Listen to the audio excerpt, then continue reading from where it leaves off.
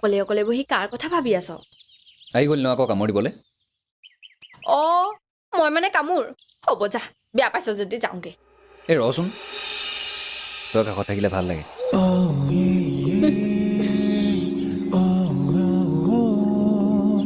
কি হ'ল, মন বেয়া কৰি আছ যে আজি? তই কেনেকৈ জানিলি মোৰ মন বেয়া বুলি? তোৰ চকুযোৰ চালেই বুজি পাওঁ। মোক ক'ব নালাগে নহয়। এতিয়া ক, কি হৈছে তোৰ? এই বেলেগ একো নাই অ'। 4 দিন কাম কৰিলোঁ, মালিকে আজিও পইচা নিদিলে। চলিবলৈ বৰ অভাৱ হৈছে। এই দিব নহয়, সেইবিলাককে ভাবি মন বেয়া কৰি নাথাকিবি।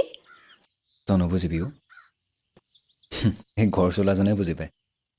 সেই মণিৰাম নহ'লে আজিকালি একো কাম নাই।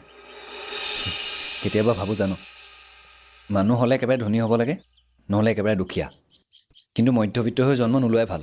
সঁচাকৈ অ', জীৱনৰ কঠোৰ যান্ত্ৰণা সেই মধ্যবিত্তসকলেহে ভোগে।